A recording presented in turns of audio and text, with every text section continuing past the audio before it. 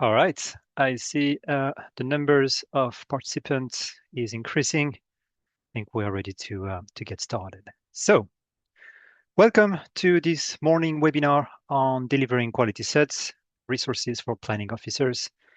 My name is Adrian Bodrimont. I'm a senior research manager at Syria.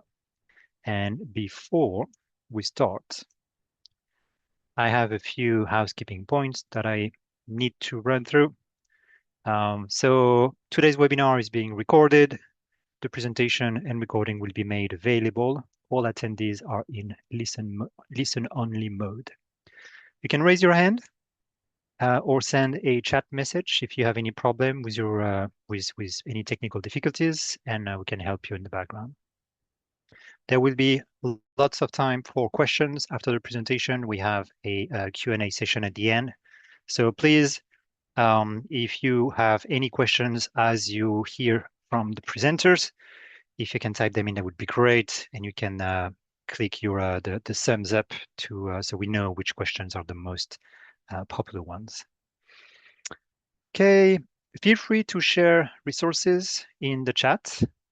And if you want to stay until the end, we have a CPD poll that will pop up at the very end that will allow you to give us some feedback on this webinar, but also to ask for a CPD certificate.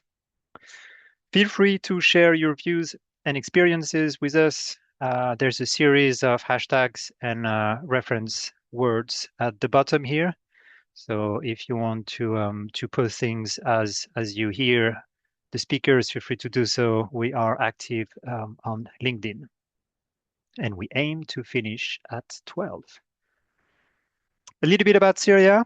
So we are a not-for-profit member-based organization. We've been around for quite some time, 60 plus years. And our aim is to work collaboratively to be the leading provider of knowledge to improve performance in the UK's built environment and construction sector. So we do so by delivering independent and authoritative guidance, as well as high quality outputs and training courses and webinars. Just a little bit on our membership here. We are really proud to have the full spectrum of the construction industry, all the way from academic, you can see some unis in there, to public entities, regulators, and all the way down to tier one contractors and people actually implementing those solutions on the ground. We also have the membership of the consulting firms, which is great. So you can see many of them here on screen, as well as a whole suite of different organizations. So we're really proud to have you on board, and we hope to continue to grow this membership. We have a series of ambitions that we incorporate into our outputs. You can see at the bottom here the 5 main ones, which are embedding sustainability, achieving net zero carbon, increasing resilience and improving delivery, and harnessing innovation. Those are not to be considered in silo, but rather as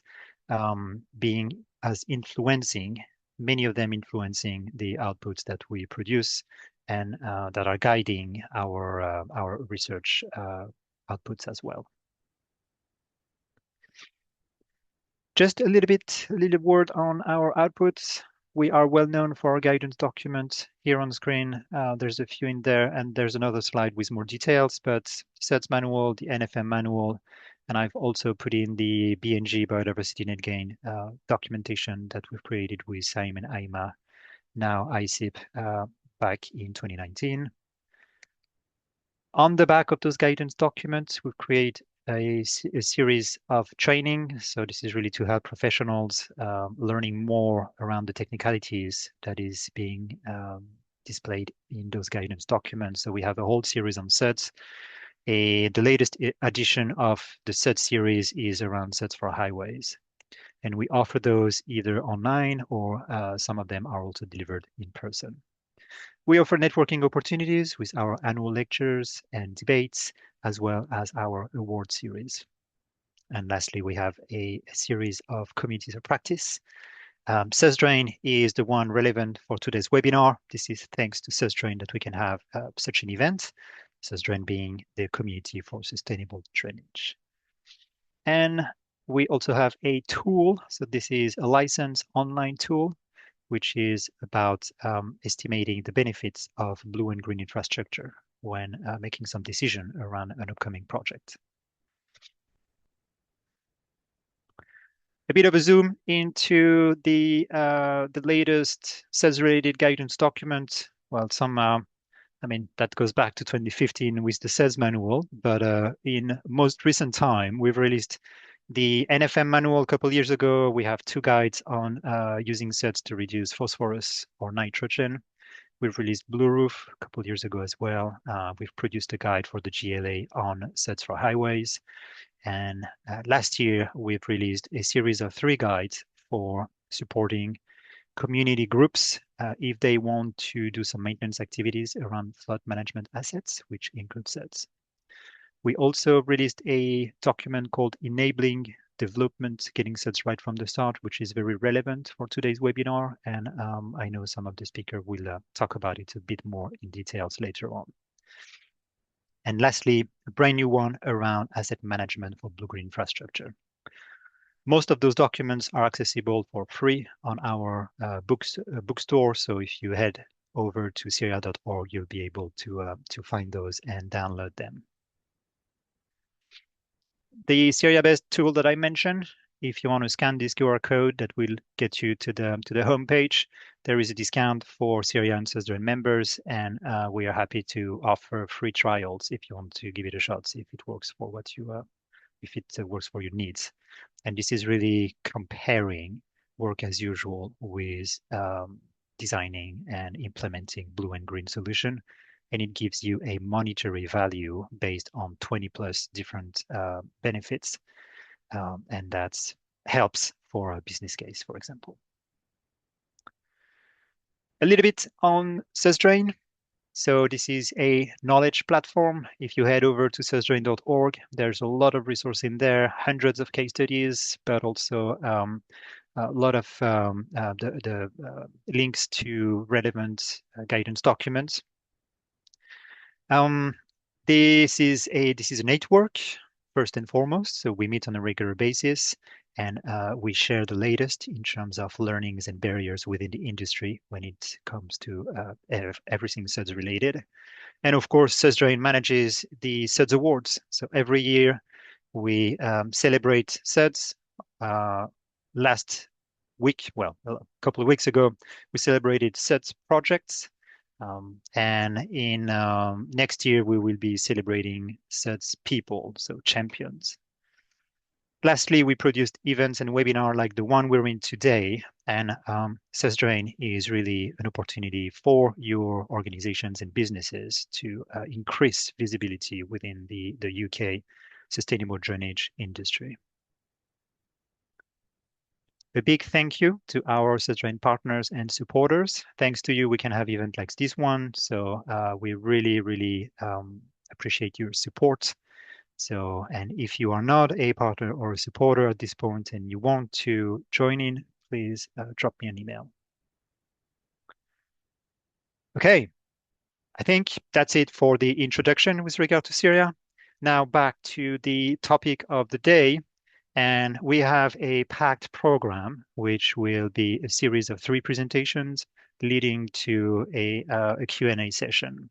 So the interactive discussion bit is really an opportunity for you to hear more specific points and details from the speakers. So I invite you to head over to the Q&A box, which you should see on your screen. And if you want to type in your questions as you hear from the presenters, feel free to do so. We're going to start with an overview of existing SuDS resources from the EA, and then we are going to hear from ASA about making sense of the latest SuDS standards. And lastly, we will hear from Arup on getting the most out of the SuDS strategy templates. And for this, we have 3 amazing speakers. Sam Kipling, FCRM Senior Advisory, Senior Advisor at the Environment Agency, Glenn Westmore, Co-Chair of the Association of SuDS Authority, and Emma Cecil, Senior Civil Engineer at Arup. And with this, we're going to start with our first speaker, and I'm thrilled to welcome Sam.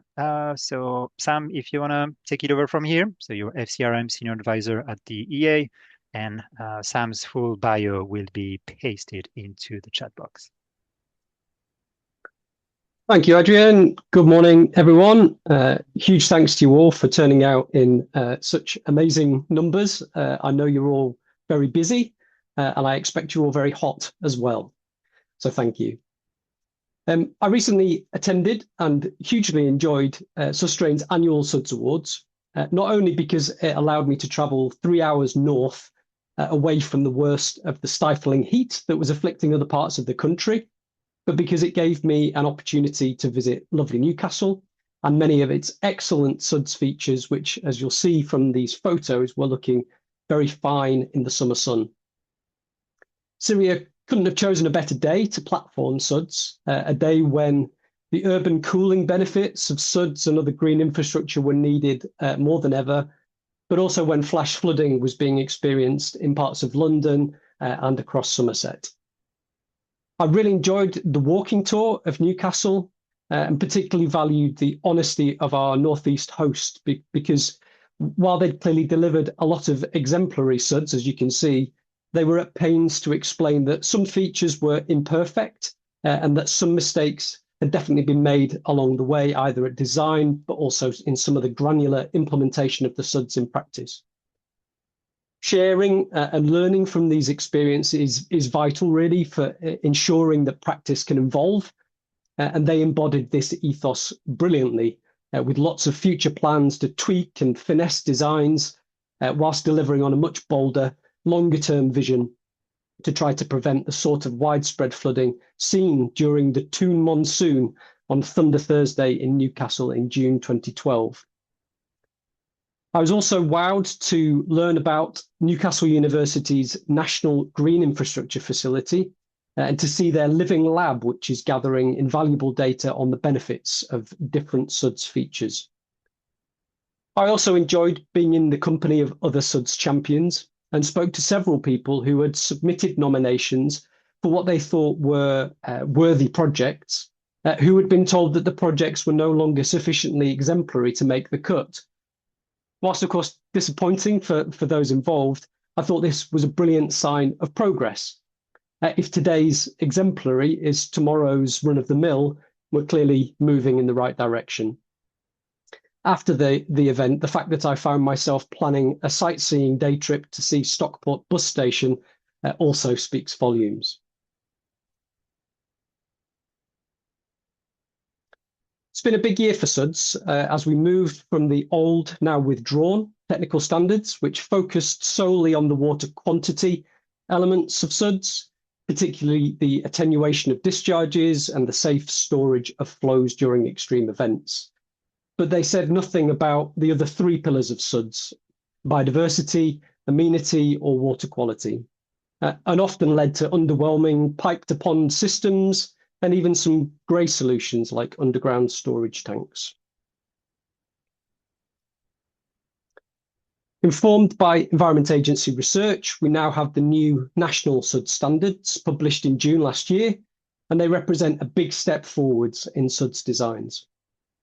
The standards, they're underpinned by 11 guiding principles which advocate for a natural approach to managing water, an early and integrated design process, and strong links with development planning to ensure good join-up with other planning considerations and a smoother consenting process.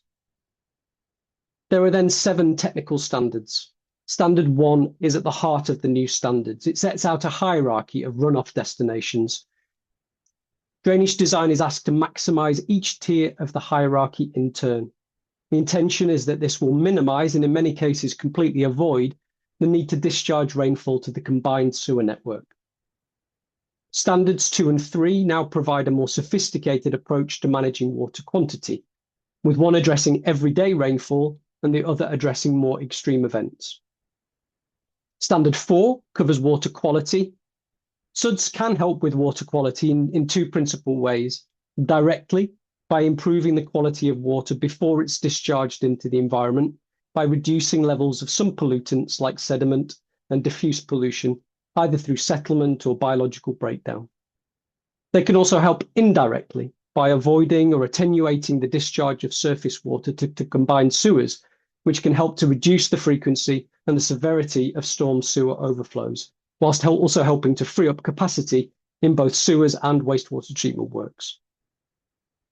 Standards 5 and 6 aim to maximise benefits for amenity and biodiversity, including encouraging links with the biodiversity net gain obligation. And finally, Standard 7 deals with the construction, maintenance and operation of SuDS, a vital element for ensuring their effective operation throughout the lifetime of development. We are expecting DEFRA to publish some new work on securing SuDS maintenance soon, so also look out for that. The new standards are a brilliant step forwards for SuDS, but we know this has put additional pressure on practitioners while you work to embed the standards as business as usual.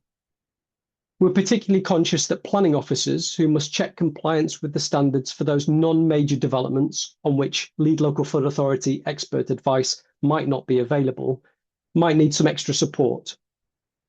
In addition to this challenge, several surveys carried out in 2021 told us developers were routinely failing to submit the right information on SuDS with their planning applications first time. Practitioners told us not only was this leading to lower quality SuDS, but it was also leading to a slow, inefficient and uncertain application process that wasn't serving anyone well. Through our collaboration with Syria, we therefore prioritised several actions to try to reduce this trend, to drive up the quality of SuDS and to improve the process in ways which would benefit all involved. Our first action was to support and to co-fund getting SuDS right from the start. A brilliantly accessible and impactful guidance note and animation aimed squarely at landowners, land agents, and developers at the very earliest stages of the planning process. Thinking about SuDS at this early stage will help identify drainage-related constraints and opportunities, enable better integration of SuDS into development, resulting in delivery of wider benefits, reduced land take, and more accurate estimations of the development quantum and value that can be accommodated on a site. It'll also help developers identify rare showstoppers where the principle of adequately draining a site simply can't be achieved, avoiding wasted time and effort. Local authorities can promote this new guidance to prospective developers in several different ways.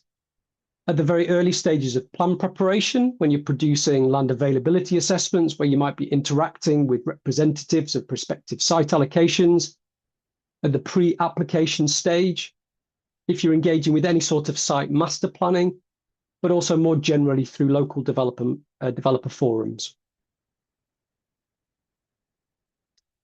Our next action was to work with the Town and Country Planning Association and brilliant volunteers from the Association of SuDS Authorities to produce a new free e-learning module that's been added to the TCPA's Learning Hub. It aims to upskill planning officers at local planning authorities and act as induction materials for new officers at lead local flood authorities.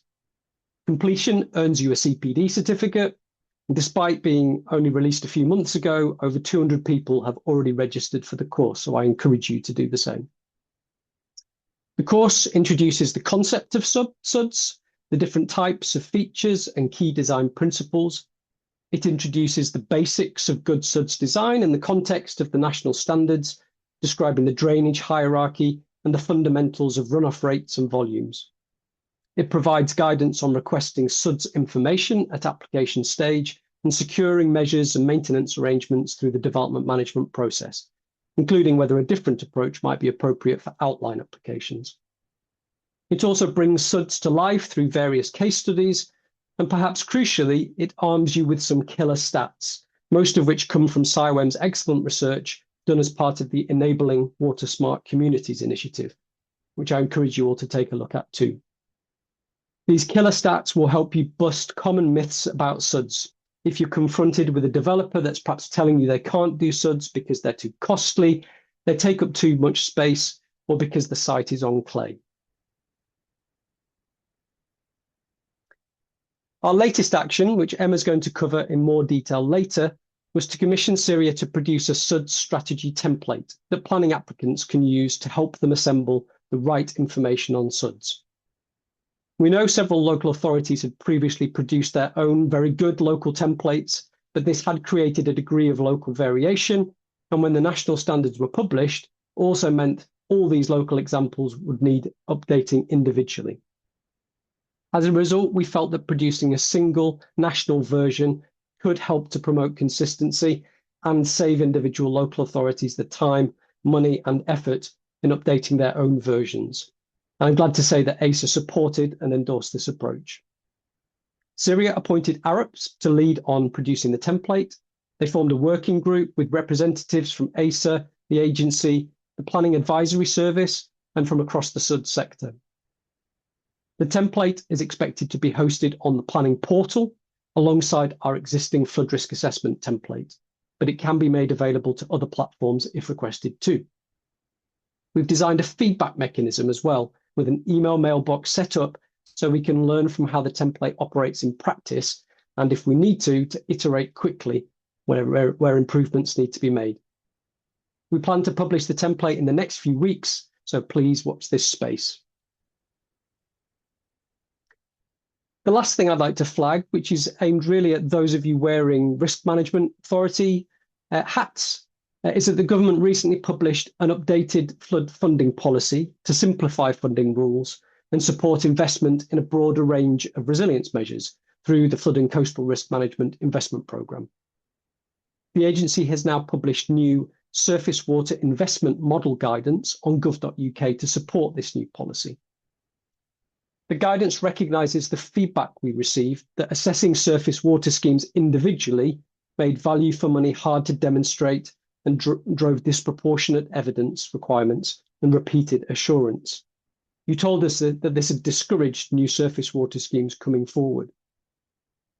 You also told us that lead local flood authorities often need funding commitment over a longer period to allow them to align opportunities with other investments, such as highways and other public realm. The guidance describes the surface water investment model approach, which aims to help the appraisal of multiple SuDS features that deliver cumulative benefit. The new approach brings multiple SuDS measures together into a single place-based multi-year programme with one business case and approval front-loaded. Costs, benefits, and value for money are considered collectively using proportionate evidence and existing or low-cost data. Funding can then be drawn down in stages to align delivery with other works in the public realm, sharing costs and reducing disruption to communities.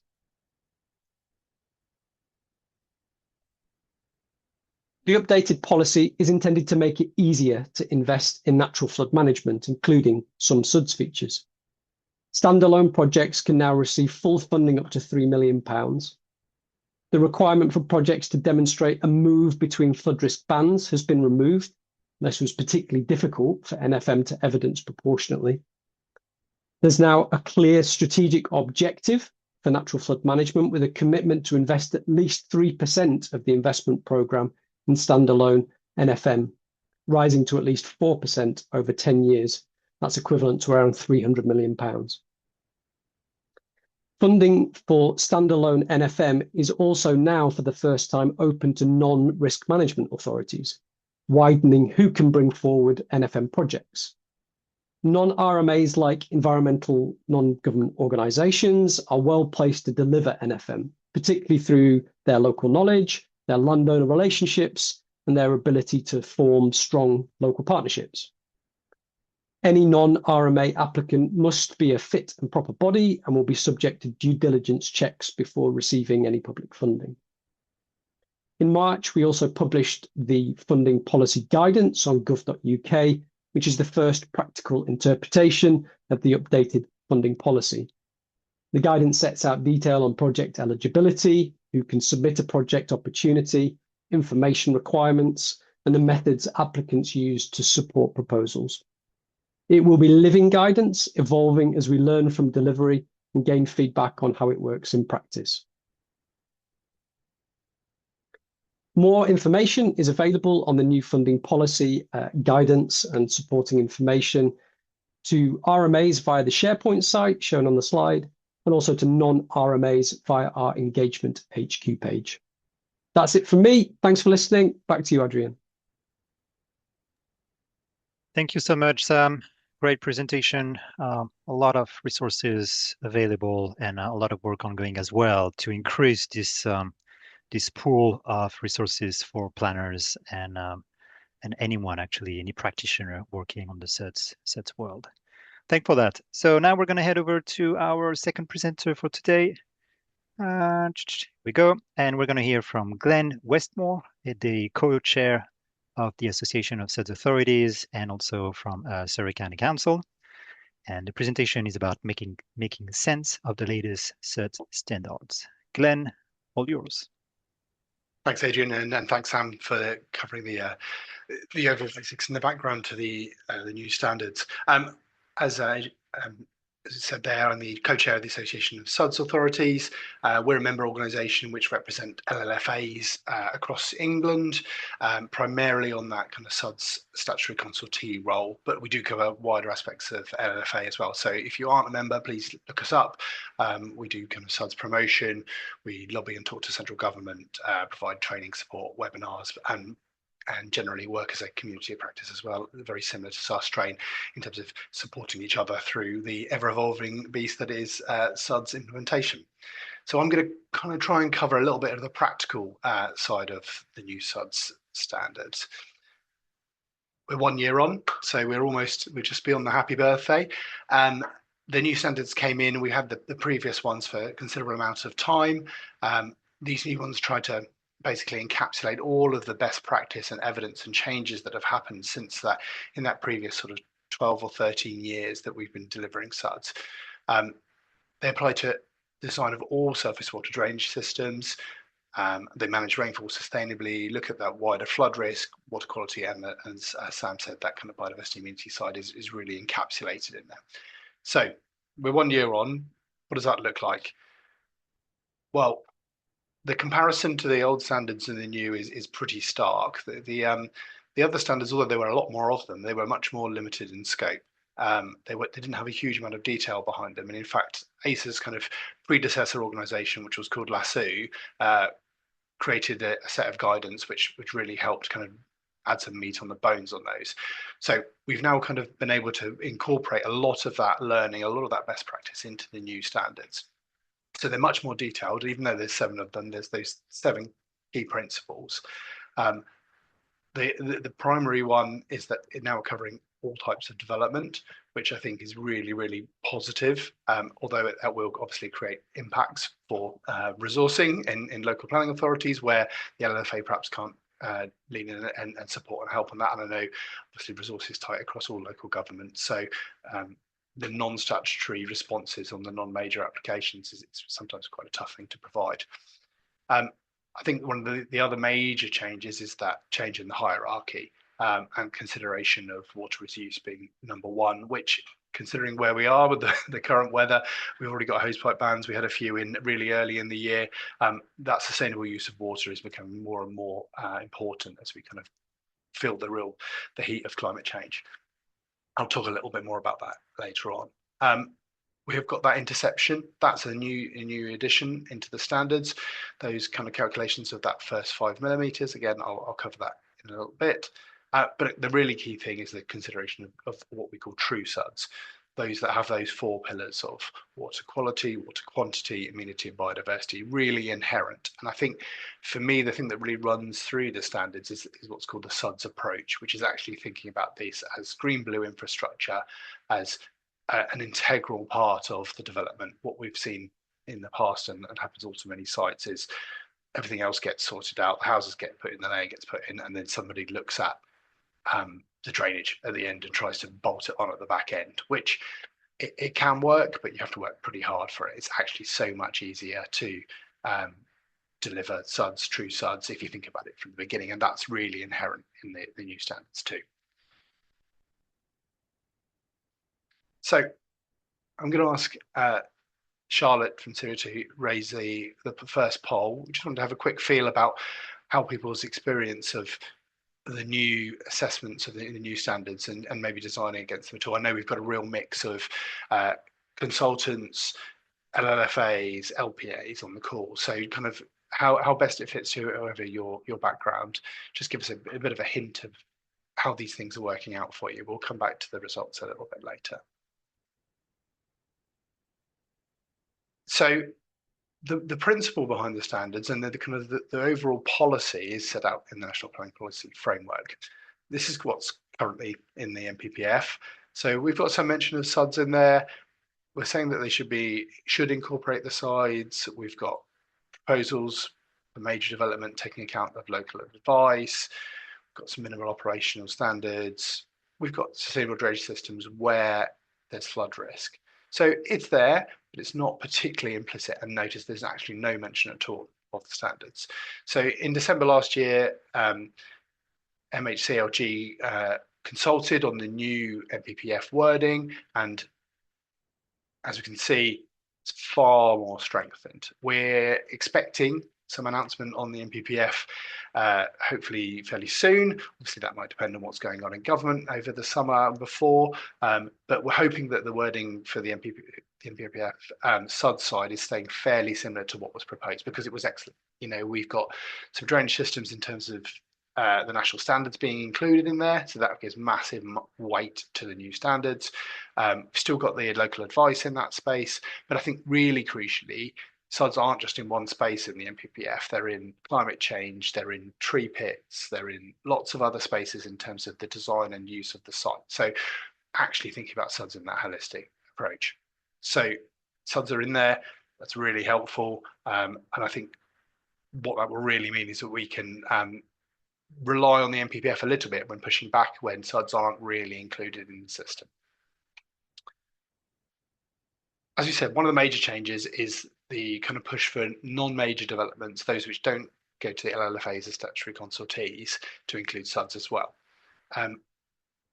What that needs there is a real proportionate approach. We all know there are some sites with 8-9 properties on, which are as complex, if not more complex, than the wider SuDS. Some of the bigger sites have got more space. It's much easier to provide SuDS.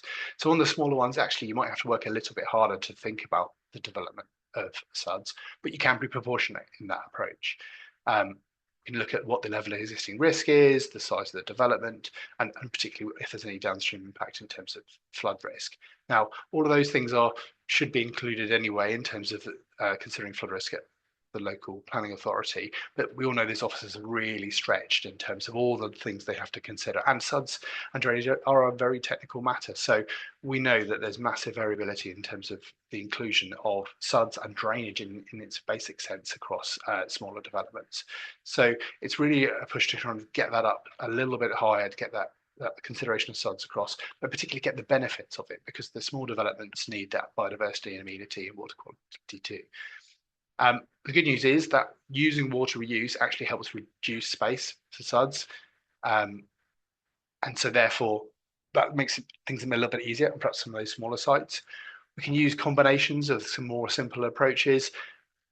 I'm a real advocate of using simple language. Where we talk about swales, some people talk about ditches. People understand what a ditch is. Let's not get too complex. Actually, let's use the principles and the things that people understand, particularly those smaller developers who are, perhaps come across having to use SuDS for the first time. I think one of the key things to remember, though, is around that safety and the flow rates and the flood risk management aspect. So I think really picking those things up, making sure that that's done as a matter of course would be great. I think, as mentioned, there is the new training out there for planners on sustainable drainage systems, the TCPA training. We've had really good involvement in that. It has a really good overview in that space. And I would say, as local planning authorities, don't be afraid to ask for help from the LLFAs. There may be some capacity issues there, but everybody wants good SuDS in the end, and actually they will help you out as well as they can.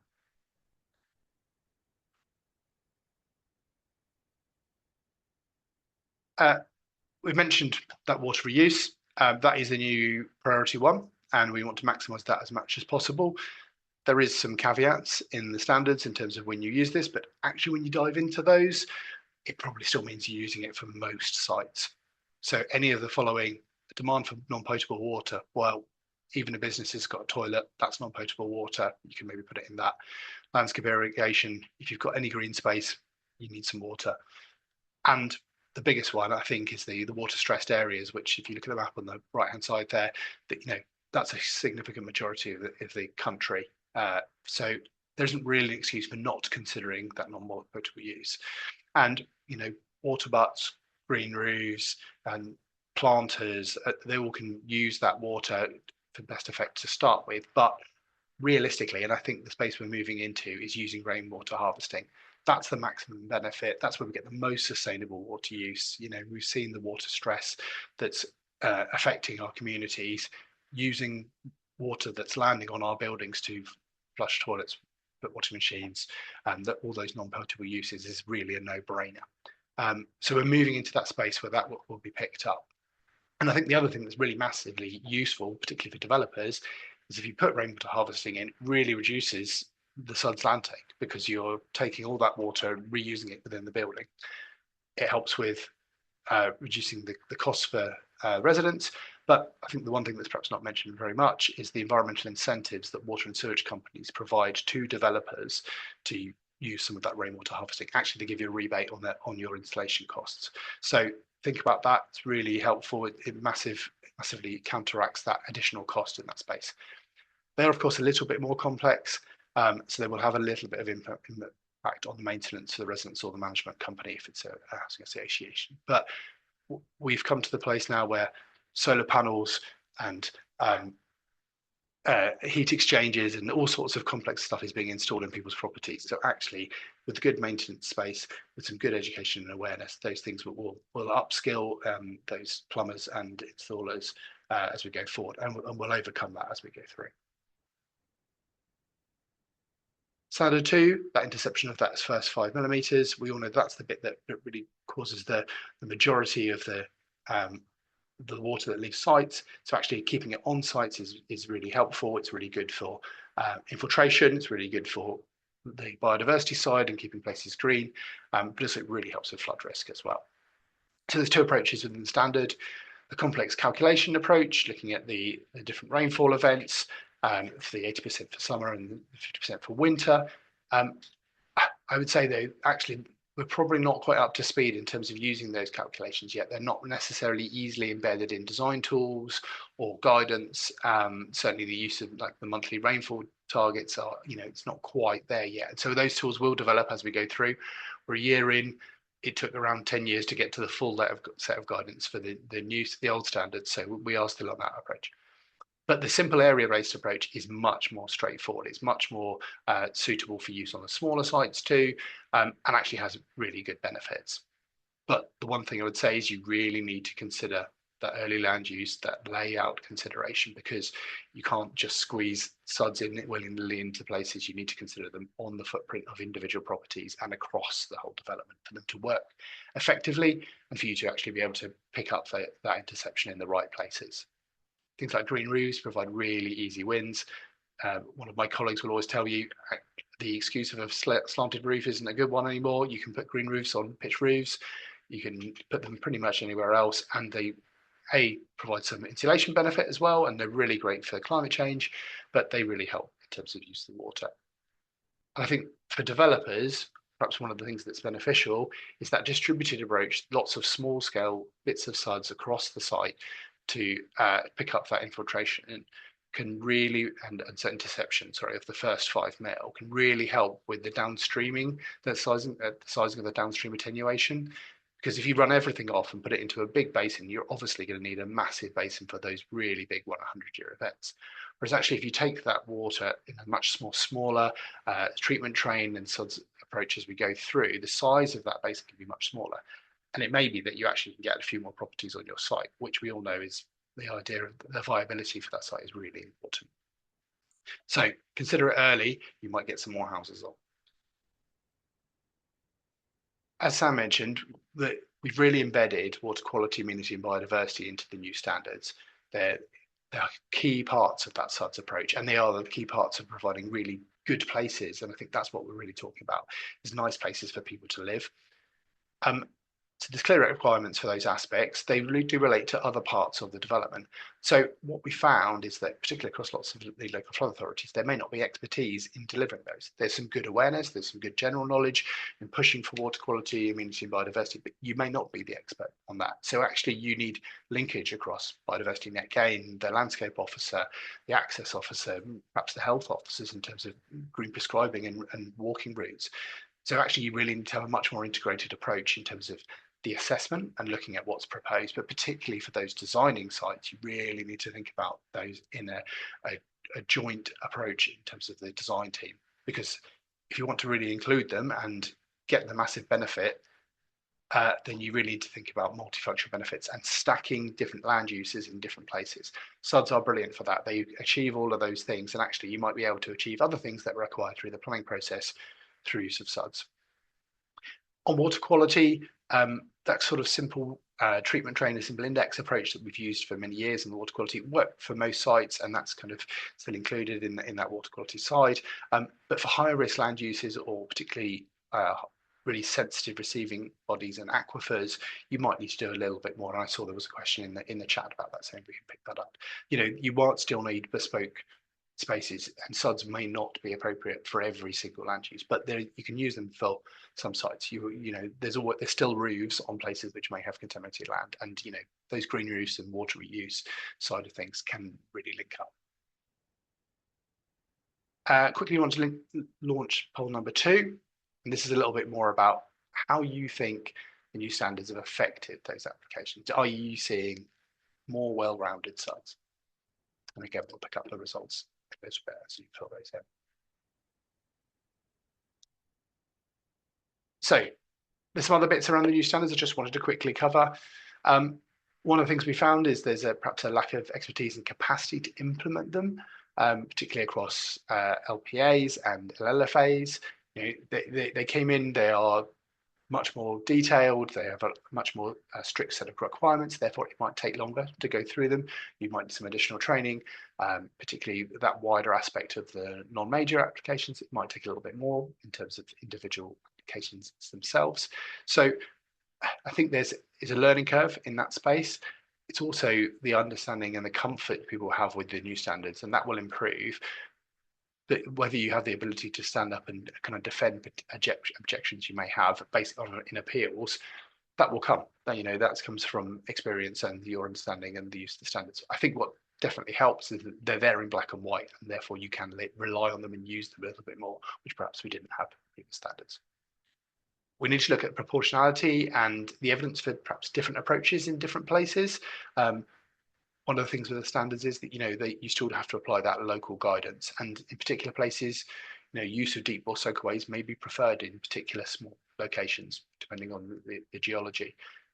We mentioned connection to foul earlier, and I think there's a real issue in some places where that may be the only option. And actually, so there might be times that you can connect to foul, but obviously that's the matter of last resort. And there's areas around some of the wording in there that we're taking a little while to get used to, the use of the 3 liters per second per hectare. I've had conversations with people who say that's utterly amazing, it's so much better than we used to get. And I've got places around the country where people say actually using that rate gives us an increase in flood risk. So we really need to weigh against local policy and the LLF advice and use them to promote whatever's best in that particular location.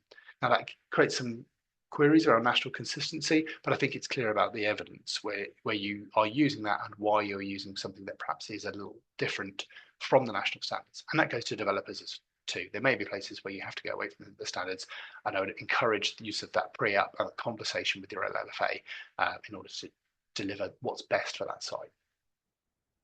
There is some additional complexity. We've mentioned the standard 2 calculations. Hopefully there are some ways around that. I think the tools that we'll develop through Syria and other providers as we go through, particularly some of those bespoke kind of the modelling tools will definitely help. And everybody's kind of catching up and getting to that space. And there may be additional workload for other people in your organisation and outside around the amenity and biodiversity. So we're in those early stages. But I think the one thing to say, there's a massive, massive benefit in the new standards in terms of providing national consistency, terms of getting really good clauses to require compliance.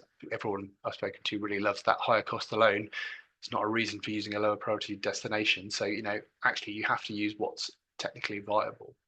And we've kind of been really explicit on pumping, which is perhaps a less sustainable option. There's a foul drainage side. So there's some really good things to hang your responses back if you're responding to a planning application. There's hopefully what it's going to mean is we get a truly balanced SuDS approach. We're going to get better SuDS and better places and really good integrated water management. But it does require that early consideration of layout. And I think that's really one of my big asks for developers is really make sure that you're in the room when they're thinking about layout. It's so much easier to work with the geography, work with the topography, and get the layout right from the start. And actually then you can get really good places. And we know from some of the work with enabling water smart communities that the houses that are next to the SuDS features sell for more. People want to live next to ponds and ditches and green space. So actually using that for encouraging SuDS in that space is really, really a key one. I'm going to click onto my last slide, but if we can have a look at the poll results, please.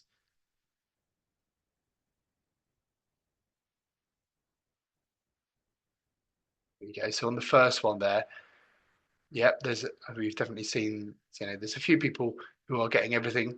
Well done, that's fantastic. But I think we're all seeing that getting that water reuse properly considered is really tricky. And the biodiversity immunity side. And I think that picture of using SuDS, most of the standards across the space is pretty good. There are definitely people out there who aren't using those new standards at all as yet. And I think, we've spoken to some of the complexity and that approach to kind of integrating them, either needing the capacity or the expertise or the training to do that. So hopefully we'll see that number move on. We can see the results of the second poll, please.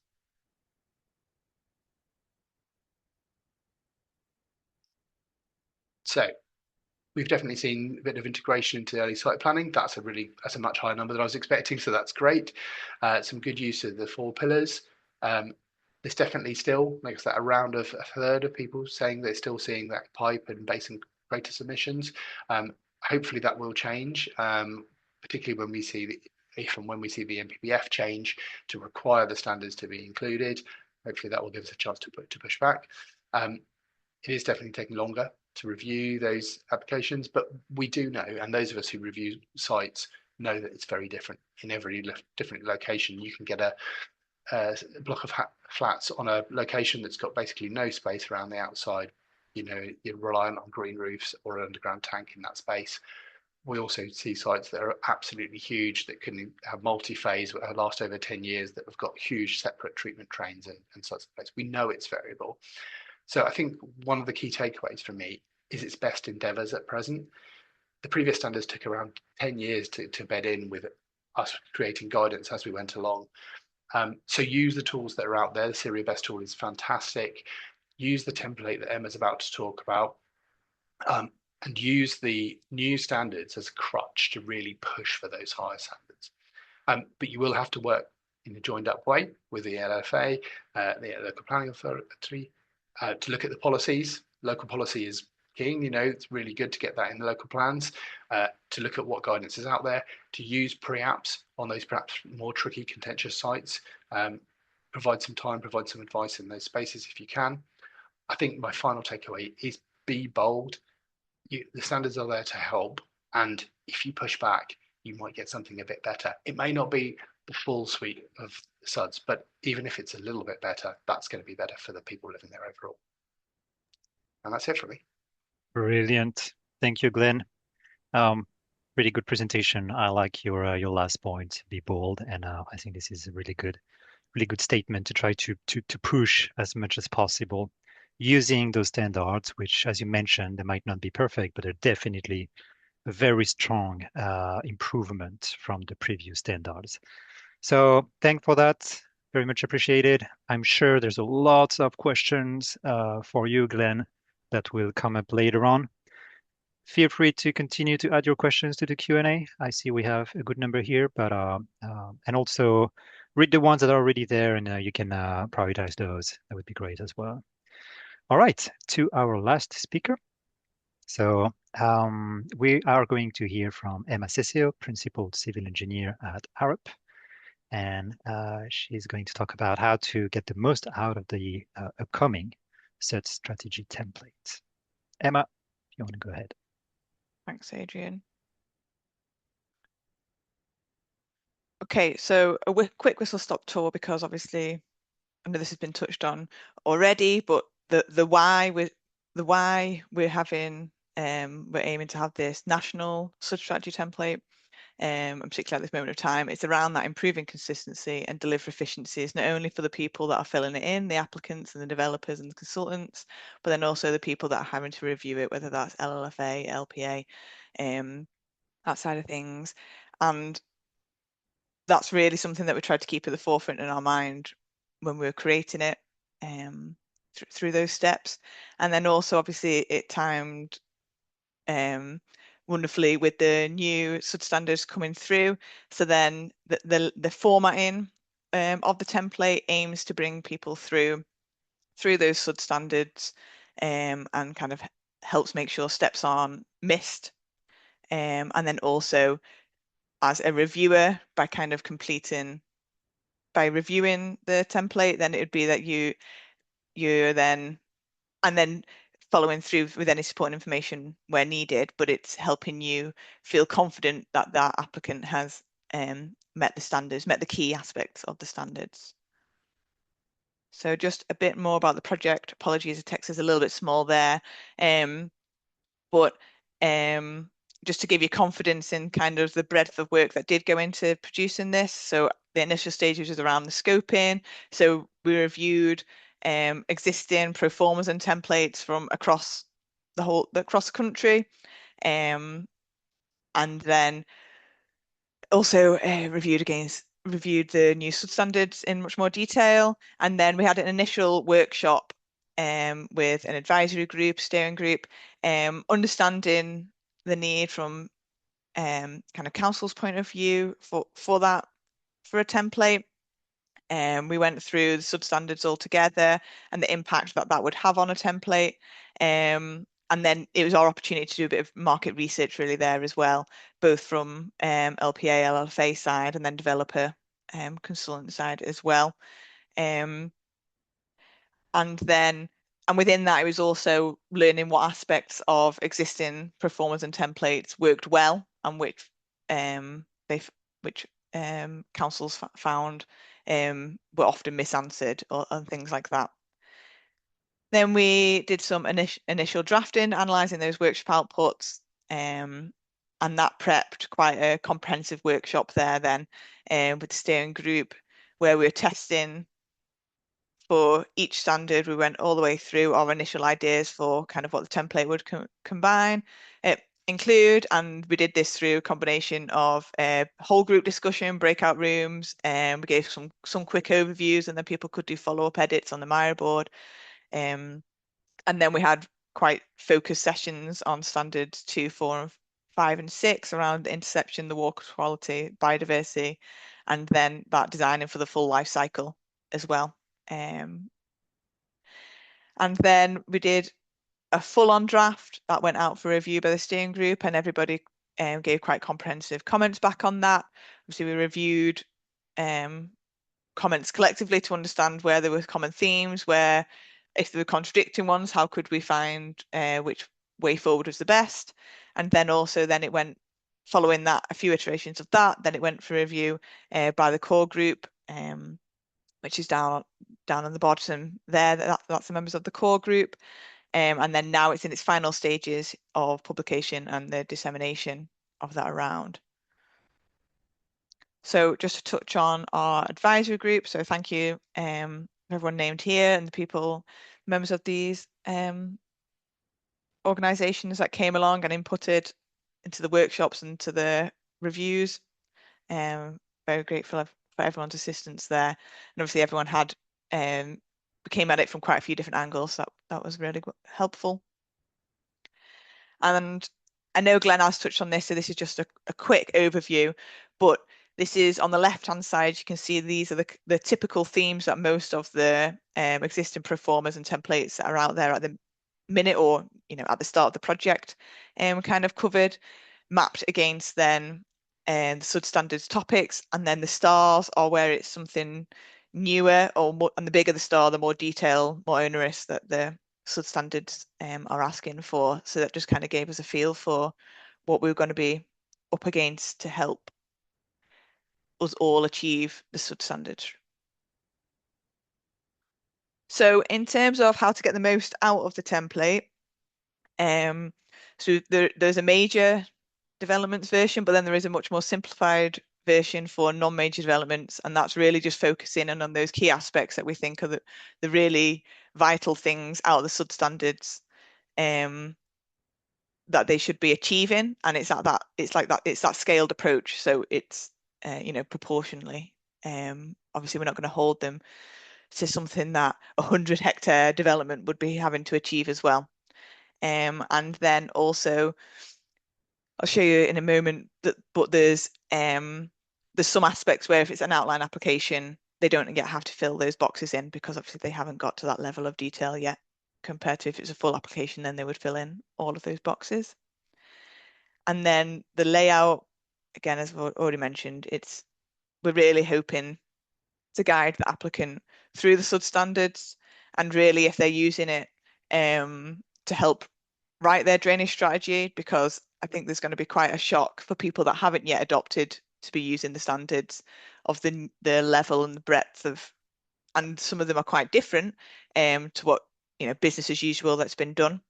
So this will help make sure they've covered everything, and then also hopefully it allows the reviewers then to go through, and if they're satisfied as they're going through, then yes, they have upheld the substandards as well. And then just a really key thing to reiterate, we're not aiming to replicate a drainage strategy. Obviously, for potentially a very small, I know there's chat about households in the Q&A, or quite small non-majors, potentially they might just do this pro forma and append a few drawings. That might be the level of input that they need, whereas a larger major development, they would still have their drainage strategy, and instead they're just summarizing the information, ticking what applies to them within the template, and then signposting, this section, see this section for more detail. So if as a reviewer you want to dive into that a bit more detail, you know exactly where to be going to, where the calcs are, where a map might be, where there's more paragraph justifying something.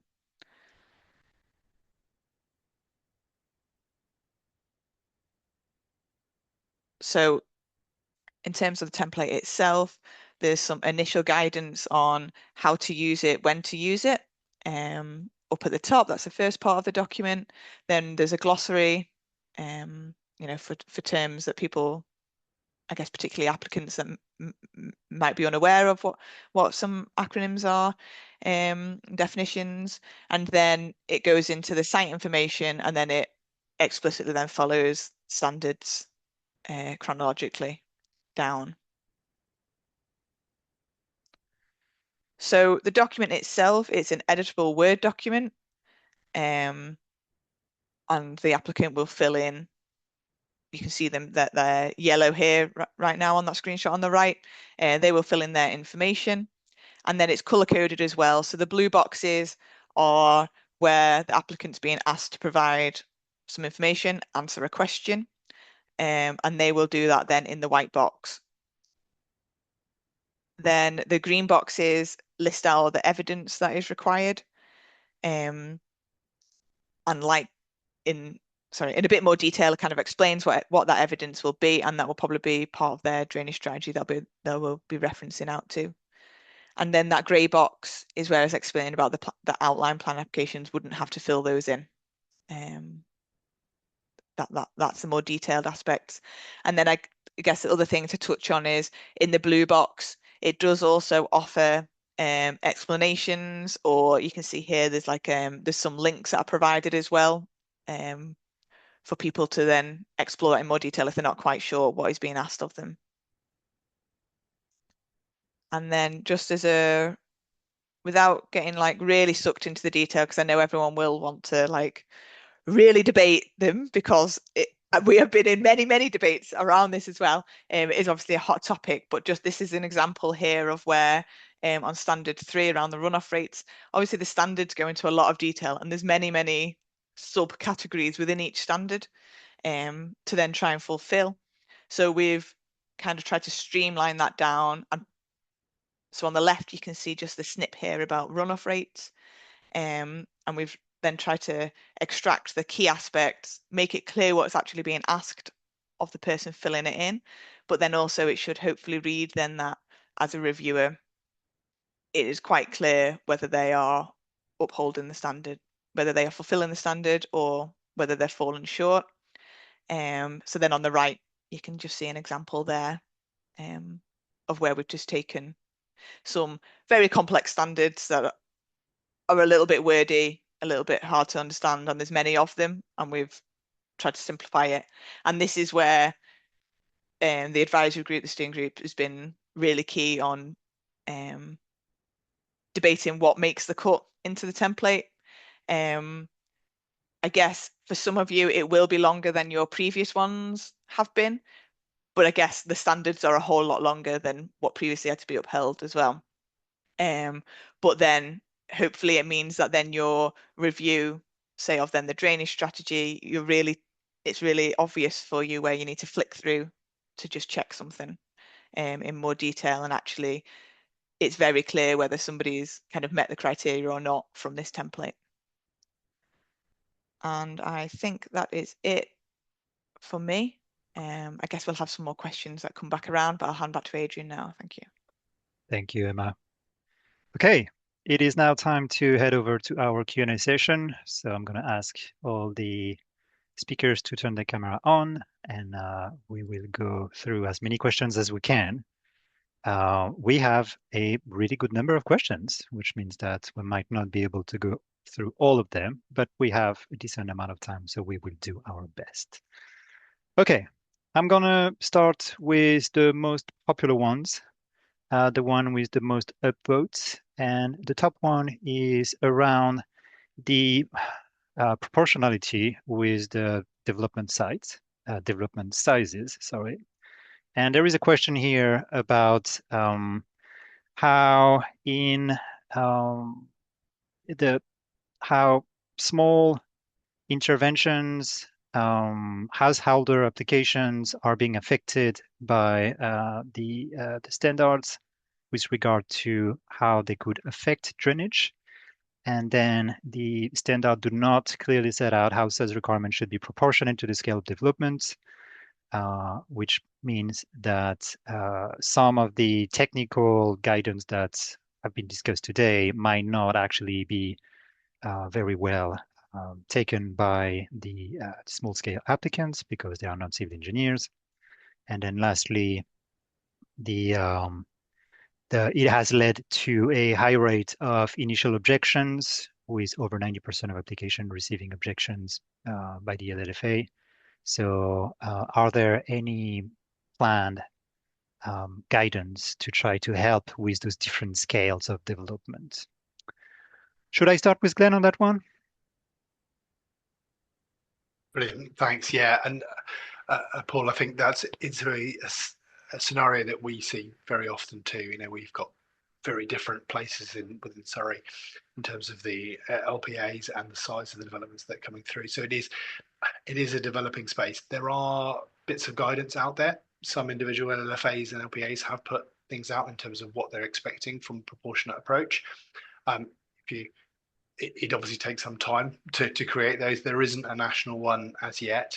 I know there is one on the SuDS website called Simple SuDS for Local People, which is a little bit more about those small scale developments. I think, as I've said at sort of the end of mine, it is kind of best in endeavours, and it can be tricky to lead an applicant through the process and the requirements of the SuDS standards. Most people don't have time to kind of teach somebody how to do SuDS. So I think it's thinking about what, again, what the level of risk is. If you've just got a residential extension and you know what the existing system is and there's opportunity to perhaps restrict flow and connect back in, maybe use that on some of those occasions. Use of SuDS planters, kind of leaky water butts, even just kind of discharging into the garden in terms of infiltration, if that's possible. Sometimes that's all it takes. I think as you get towards the more complex sites, and we all know that some of those sites can be incredibly complex, even though they're non-major development. If you get to a complex site or you're on the kind of those 9 houses, we do kind of recommend that people go and get a drainage engineer, because actually the amount of impact that they might have, depending on the size of that development, could be considerable, and that there might be a risk of causing downstream problems if it's not done properly. So I think it is difficult. It's kind of on a case for case at the moment. I think the opportunity to have something in place for what that means proportionally is good, but we have to be quite careful, because the impact of one, say, 4-house cul-de-sac over here in Phil and a different one over there, depending on geology, ground conditions, surface water flow, could be massively different. One might be incredibly simple, you put soak away in and it does everything. The other side might be on clay and it could be on a flow route and there could be contamination. And so the amount that you have to consider those local risks is really high. So I think I would love there to be a national proportionate side of things, but it's quite hard to do considering the other impacts. I don't know if the others have got any suggestions in terms of resources. I know that there are a few out there, so maybe a Google search in terms of what other LFAs have done, and shamelessly rip them off, which I know we've done in the past in terms of looking at what the guidance is out there. Thank you. Really echo those sentiments, Glenn. I think they're the right ones. Recognise that there is a need for proportionality. We've tried to take to reflect that principle in the approach we've taken to the SuDS strategy template by producing 2 versions. We engaged with practitioners and heard that loud and clear that we needed something different for smaller scale developments. But my sense is that for the minor householder development, that even the non-major template we've produced might feel like a lot. We would really welcome your feedback on the template, particularly in relation to those smaller scale developments, so that we can better gauge how we can address that issue. Just building on what you said, Glenn, perhaps rather than simple SuDS for local people guidance, we need local SuDS for simple people guidance. That's certainly what I feel like what I need. Adrian, can I invite you to say something about the work that Syria might be exploring about in-curtilage SuDS? That seems very, very relevant. Yeah, absolutely. Thank you for that, Sam. So there is a work that is in progress around property level SuDS. And so this is a research that will lead to a Syria guidance. And we have industry support for it. So we hope to kick it off pretty soon. And this is about looking exactly at this, what can be done within properties, what it means for homeowners, but also trying to overcome some of the challenges that the planning authorities are facing, and also the developers pushing back on this type of SuDS interventions. So we see this as a great opportunity to actually encompass this source control principle even more. And we hope that through this project, we'll be able to provide some very useful guidance for that. So yeah, thanks for reminding me of this. All right. Should I move on to the next question? I was just going to say the one thing that was mentioned in there is in terms of the use of the phrase affecting drainage. So maybe that's one thing we can pick up and take away, and even if we get a collective approach on what that means, I think that would help. Great. Thanks, Glenn. There is a very popular question on the DEFRA upcoming work on SuDS maintenance, and question marks around Schedule 3. I don't know if, so Sam, you had it in your presentation, if you want to give a quick update on this. Yeah, so DEFRA, I think, as we know, is in the space now where they're trying to deliver effectively the equivalent of Schedule 3 implementation through the planning process by chipping away at the challenges that the planning system faces in implementing high quality SuDS. We hear that one of the most common challenges is securing the long-term maintenance of sustainable drainage systems so that we can rely on their effective operation throughout the full expected lifetime of development. DEFRA has done some work recently through an advisory group, which some of you might have been involved with, which is looking at the different options for funding and securing long-term maintenance for SuDS. That's likely to be focused on the approach to the use of commuted sums, but we have to wait and see what the devil will be in the detail of what DEFRA produces. But I think we're expecting it in the next few weeks, so we won't have to wait long. Thank you, Sam. Quick question here about the slides. Yes, the slides will be accessible if we have the green light from the speakers on the post-event webpage on CRI.org, and as well as the recording of this webinar. Okay, the next question is around the green roof and the pushback that sometimes happens, as well as rainwater harvesting. So this is a question about viability, about how to understand the financial, environmental, and commercial benefits for these measures for developers, and the evidence showing the whole life cost saving, and et cetera, et cetera. This is a great question. I think that some element of it can be found into the guidance documents that we released recently on getting SuDS right from the start, where we try to really highlight what are the benefits of implementing SuDS throughout the whole site for developers, what can, the value that can be achieved through that. There is also, we've released a guide on Blue Roof a couple of years ago, so this is more technical, but it has some of those a bit of information on what they can deliver. This is really about water attenuation. There's a lot of resources out there on green roofs. Some of it lives within the SuDS websites, but there's also a lot out there in terms of what the value that they bring. Lastly, I would point you towards Syria Best, which has some of those costs and benefits that are measured in a way that gives a monetary value out of it, which could be really useful when having this discussion with developer or planning authorities in terms of what are the best solutions to be adopted on site. Anything that you'd like to convey here from the panel? Yeah, I was just going to pick up Claire's point in terms of there is a bit of a disconnect at the moment between the rainwater harvesting requirements and those that are needed for kind of SuDS. At the moment, we've kind of shoehorned the rainwater harvesting side in the top, and we're still kind of working out the intricacies of how those two things overlap. That, having to design for the full 1% AP plus climate change rainfall, when you have to assume that the rainwater harvesting tank's full, it does, could basically mean that the rainwater harvesting tank isn't considered in that connection. What we've had with some of our developers is that they've almost done a bit of freeboard, a bit of additional capacity in those tanks over and above the use internally, so that actually they've got a little bit of storage in that tank on each property, which then trickles out. And so almost you've got a small amount of attenuation in the size of those tanks. There's a sweet spot between how big you make those tanks and how big you use off-site SuDS in terms of attenuation, but there is a little bit of work you can do in terms of picking those things up, and the use of kind of planters and leaking water butts in that space as well. So really kind of trying to almost use multiple approaches. It's difficult because obviously what you want is a pretty standard system across the board.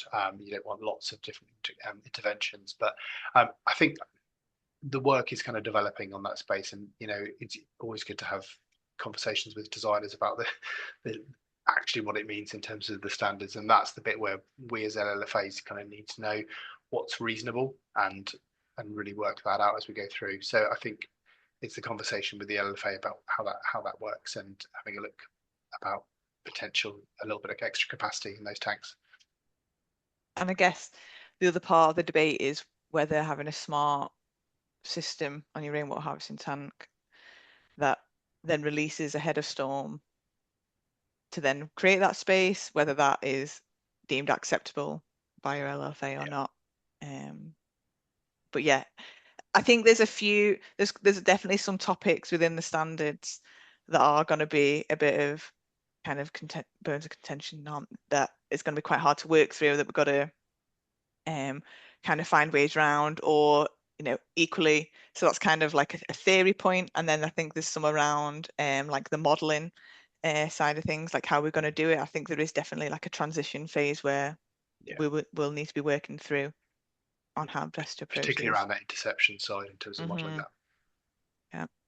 Can I add as well to Claire's point around rainwater harvesting, and also the follow-up question on the list, which is around the Syria guidance. So Can I not just only add, this, Adrian, that yeah, go for it. I would say that the new national standards represent a bit of a paradigm shift. With the old standards being a paradigm that sustainable drainage systems are principally about managing flood risk and an opportunity to deliver some nice to have extra benefits, to a new paradigm which treats the 4 pillars equally. So it's not just about managing flood risk. Flood risk is just one of several components. And part of this is about treating our precious rainfall as a resource. So it's about managing flood risk as well as equally managing the water resources pressures that we're facing now and will face to a greater extent in future. And so there is intrinsic value and an expectation in the SuDS that you will capture and reuse rainfall as a resource, as that first tier on the runoff hierarchy, irrespective of whether that rainwater harvesting contributes to the management of flood risk. The link with flood risk is that developers have the opportunity to design their rainwater harvesting system in such a way that they can achieve deemed compliance with standard 2. So that's a way of them more simply achieving that standard in the way that Emma and Glenn have described, by oversizing the system or designing it in a smart way. Hope that's helpful. Thanks, Adrian. That's great. So lots of positive reactions to what you were saying, Sam. Yeah, just to add a little bit on this will be explored within the new property level SuDS document that I've mentioned earlier. But also, you might know that we are updating the SuDS manual, and that is being transformed into an online platform called the Rainwater Management Platform. And this will be also very much studied, and there will be some guidance on this, including also the incorporation of the smart element to make this to free the space before rain events and increase those capacity for rainwater harvesting tanks. So thank you so much. Oh yeah, and just to continue on that, the rainwater management platform is an Ofwat innovation fund. We started it now couple of months ago now, but we aim to have a beta version in the autumn, and the release of the platform is scheduled for summer 2027. Okay, so moving on to the next questions. So we still have a little bit of time. So I think a bit more of a technical one, using SuDS on industrial sites where hydrocarbons and debris may limit the use of certain SuDS. And it's referenced often using a tank on those type of sites. Glenn, you mentioned in your presentation something around, high-risk sites and how SuDS might not be the best solution there. I don't know if there's anything you want to add here. Yeah, absolutely. We know that there are sites, particularly some of those industrial sites, which have got high risk. You've got tanks unloading and on those kind of things. I think it's the use of perhaps the kind of the technical water quality management infrastructure, as well as SuDS in those spaces. Even on those places where you've got potentials for hydrocarbons, and in those spaces you've still got roofs, you've still got spaces that actually where you can use some SuDS. So it's perhaps in combination approach and treating different areas in slightly different. We had a site which was a film studios actually, and they had some existing sites, they had some bits that were contaminated, they had some bits which we had loads of vehicles on, and actually they used a slightly different approach in all of those different areas, but overall they were trying to hit the general principles of SuDS. And in some space, and they looked at the whole site holistically in terms of their outflows and the amount of biodiversity and all those spaces, and kind of probably went a bit harder in the spaces where it was easier, and a bit stricter and a bit more pure water quality management treatment in, and a bit more technical in those other places. So I think you have to really consider those different spaces, and a good LLFA. And I think the one thing I would say from us as an LLFA, those of you who are writing drainage strategies, you're probably doing it over 3 months, maybe sometimes 3 years. Some of our guys are reviewing it, are reading it in 3 hours. So it's kind of telling the story of, this is what we've got to, this is why we've got to it, and we've done it because of X, Y, and Z reasons. And if you've got good reasoning in terms of why you've done a particular approach, particularly from a risk-based approach, your LFA should accept that and see that you're actually trying to achieve as best you can for the constraints of a particular site. Thanks, Glenn. Yeah, I agree with all that, Adrian. I think SuDS are clearly primarily appropriate for use with clean and uncontaminated rainwater, but they can deal with some levels of some pollutants. But SuDS are not appropriate in all cases. Sometimes they'll need to be used alongside proprietary measures like oil interceptors. And as Glenn's described, in some cases, it might be appropriate to drain some low-risk parts of sites to sustainable drainage systems, but to deal with drainage from higher risk surfaces in more conventional ways.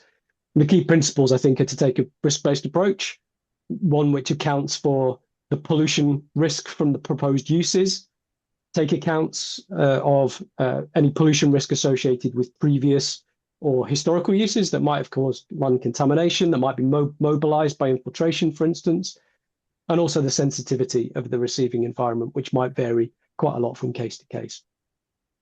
Thanks. Great, thanks, Sam. And all this reflects the philosophy behind the existing simple index approach in the current SuDS manual. So we will take all that in mind when taking a look at this approach for the rainwater management platform. A question maybe for Emma. It's around the 5 mm requirements based upon a ratio of impermeable against SuDS area, which might result in overwhelmingly large SuDS for non-infiltrating sites. The standard refers to modeling that can alternatively be done to demonstrate compliance. What are the accepted methods of modeling to show this? I don't know if there is something that you want to add to this, Emma. So I guess this is one of the topics where the standards come in and we kind of need industry to catch up a little bit. So obviously there's the rules of thumb in there that we can use, and but yeah, they potentially be a little bit onerous. So then it's around could use hydrographs to try and model this, and I guess ultimately we're kind of in the mindset where could the likes of microdrainage or infradrainage these days, is modeling software going to also catch up? And that's going to be, in 3 years' time, is it going to be a piece of cake because it'll be one of the just one of the things that we use when we design it, or like an online tool, things like that. I think soon enough they will be, and it's in this transition time. I feel like it will be quite crude hand calcs if we're trying to not have to be as conservative as the rules of thumb. And then I guess it's working with the LLFA to kind of, I guess, prove how you have done that, if you are in like a pre-app kind of conversation going through that. But again, obviously this is going out in its format now. There is an email address to provide feedback, so in 6 months, a year, or the like, if as a reviewer you're finding this is a particular challenge, or actually some applicants are doing it like this and this actually works really well, then feel free to kind of share that information back in, and I think we'll kind of collectively look back at it. Potentially it's even just like a sharing session similar to like this as well, kind kind of maybe it's on the second birthday of the substandards, kind of what we've learned, how to apply it. There's a few aspects, isn't there, that are still learning spaces. So apologies, I don't have the golden answer there for you of exactly how to do it. I am also in that conundrum space of kind of painfully working through it. Thanks, Emma. I think it's a good reminder of the birthday cake on Glenn's slide. Those standards are very new, and we are learning as we go along as they are being used. And so not only the knowledge around those is increasing, but the case studies, the learnings out of those, and potentially the tools as well will evolve over time. It's a really good idea to maybe come back a year from now and see how things have evolved. Okay, we have time for one more, I think, at this point. Actually, yeah, a very quick one, even though it's one that has been heavily discussed in the chat box, which is around, is there any excuse to discharge surface water to a foul water sewer other than for trade effluent car washes, petrol stations, etc.? It's explicitly against National Standard for SuDS. Full water sewer isn't listed in the standards or in PPG as viable discharge option. Only combined sewer is mentioned. It's very difficult, if not impossible, for surface water to foul water discharge to not increase flood risk. So a very quick response on this one. Yeah, I can pick this up. We've definitely had sites that have gone all the way through the full hierarchy and got to that point where there's no water courses, there's no infiltration, there's no combined sewer. There's literally no other way to put water in that space. And we've kind of taken the view as an LFA, if we were to implement the new standards, we would basically be saying no development. And that isn't our place as a statutory consultee to say, no, we can't do it. So it's then in conversation with the water and sewage provider. Is there capacity in that in the foul sewer for doing it? Are they happy with that space? And then basically attenuating as much as you possibly can. And regularly down here in Thames Water, we've had kind of less than 1 litre per second kind of inputs going in to the foul, because there will be a foul connection anyway from the new development. So it's really pulling as much of that surface water out. And I think with the interception calculations, you could probably maximise that a little bit more. Use some big trees to suck up some of that water and store as much as you can on site. I mean, I think there will come a point where we literally would say, no, you can't develop on that site because the risk will be too great if you are discharged into the foul. Okay, thank you for that. Just add on from I guess from a consultant side of things, some of our tricky sites that we're working on, it's that really looking at it, say like we've got one that's 150 hectares, it's going to come forward by different developers, and individually it will not be cost effective to get all the way to a water course, and they would go to combine, and they would get through that, they could go to the combined sewer that's on the road in front of them. Whereas we're trying to force that, collectively, if the strategic infrastructure goes in, then you can reach that, then you can get to water course and cost effectively as well, and kind of working out those abnormal costs early on and potentially whether they get distributed. And then on the flip side, again, if it's even still coming up as cost prohibitive, is working with your wastewater company to explore, say here that we're with United Utilities up here, and obviously if it's potentially part of a spill reduction driver, then there potentially is partnership funding opportunities, because obviously they don't want increased. They are looking to remove everything possible rainwater out of that combined sewer network, so they potentially will go into partnership for funding to install strategic new surface water sewers. So I think where you feel like you are really far away from either a surface water sewer or a water course, and you're thinking it's just not possible, I think that's still an avenue then to explore. Okay, well, does this area need a new surface water sewer? Then actually, is that the way forward, rather than it kind of just as a last resort, really? Thanks, Emma. All right. Well, as you can see in the Q&A, we try to answer as many as we could, but there's still a lot of questions that we couldn't get through. while we do the closing remarks, if the authors have some quick responses to some of those, feel free to do so. I think there's a way to reopen those later on to try to convey some of those responses. But recognizing that we have a limited time during this webinar, and this is a very popular topic. So I would like to, well, first of all, I'm going to thank the panel here. Thank you so much for participating to this session today and bringing your expertise around those resources for planning officers. Next slide, please. For the attendees, please, stay for one more minute. This is the feedback and CPD poll I've mentioned at the very beginning.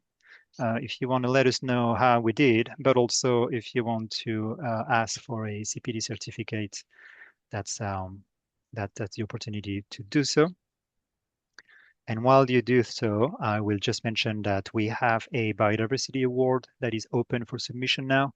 If you're not aware, Syria has a biodiversity committee of practice, and we recognize all the great work that is being done in this field and how the BNG regulation is being delivered and also applied, and how the projects are actually trying to go beyond the BNG regulation and try to maximize nature in their construction sites. Next one, please. Very quickly, mentioning the Syria training offer here. I've mentioned it at the very beginning. We have a whole series around SuDS, from SuDS foundation, design principles, evaluation, constructing and inspecting. We also have a new one on SuDS for highways, new build and retrofit. And we also launched last year an introduction to natural flood management. So if you want to scan this QR code, that will lead you to our training page here. And I think that was my last slide. So I would like once again to thank you all for participating. Thank you to our speaker. Thank you for the attendees for taking the time to put in such an amazing set of questions. I really enjoyed the interaction in the Q&A actually, so thank you for jumping in and sharing your views. The recording and the slides will be available very shortly on the post-event page, and you will receive a follow-up email with some more information on this. Thank you so much and have a great rest of your day.